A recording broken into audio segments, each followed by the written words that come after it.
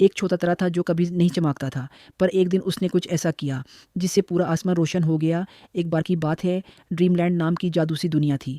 रात होते ही आसमान चमकने वाले तारों से भर जाता। सभी तारे एक दूसरे से प्यार करते, हंसते खेलते और अपनी रोशनी से दुनिया को रोशन करते। इन सब तारों के बीच एक छोटा सा प्यारा तारा था, ट्विंकलू।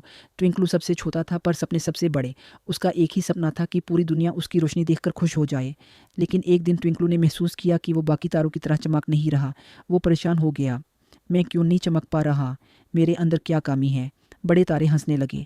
अरे छोटे, तुम अभी बच्चे हो, इतनी जल्दी कैसे चमकोगे? ट्विंकल उदास हो गया। उसे लगा शायद वो कभी चमक ही नहीं पाएगा। एक रात उसने फैसला किया, वो खुद जाके पता लगाएगा कि रोशनी का राज क्या है। धीरे धीरे वो आसमान से फिसल कर ज़मीन की तरफ आया। ये दुनिया उसके लिए बिल्कुल नई थी। पेड़, पहाड़, परिंदे, नदी, सब अपनी ही खूबसूरती से चमक रहे थे। ट्विंकलू ने सोचा, हर कोई अपनी रोशनी से चमक रहा है, शायद मुझे भी अपनी रोशनी ढूंढनी होगी। जंगल में उसकी मुलाकात एक बुद्धि गिलहरी चिप्पी से हुई। चिप्पी बोली, छोटे तारा, चमक किसी और से नहीं मिलती, वो अंदर से आती है। ट्विंकलू उदास होकर बोला, पर मेरे अंदर तो रोशनी है ही नहीं।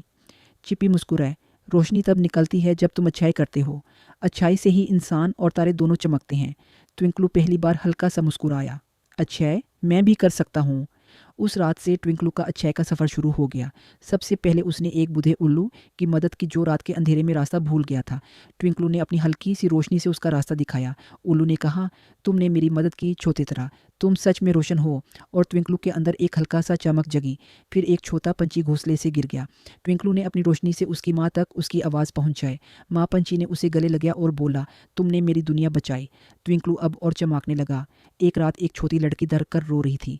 ट्विंकलू उसके खिड़की के पास जाकर हल्का सा चमका। लड़की ने जब इस प्यारे तरह की रोशनी देखी तो वो मुस्कुरा दी और आराम से सो गई। ट्विंकलू के दिल में खुशी की गर्मी फैल गई।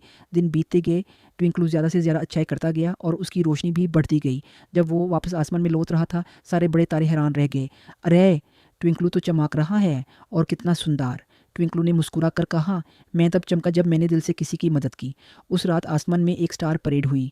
सारे तारे मिलकर चमक रहे थे और ट्विंकलू बीच में सबसे ज़्यादा रोशन था। नीचे दुनिया के लोग ऊपर देखकर कहते, कितना सुंदर तरह है। और ट्विंकलू धीरे से कहता, अच्छाई से ही असली रोशनी निकलती है। तो कहानी का मोरल ये हुआ, जब हम किसी की मदद करते हैं तब हम सबसे ज़्यादा चमकते हैं। मिलती हाय नेक्स्ट कहानी के साथ, तब तक अल्लाह हाफिज़।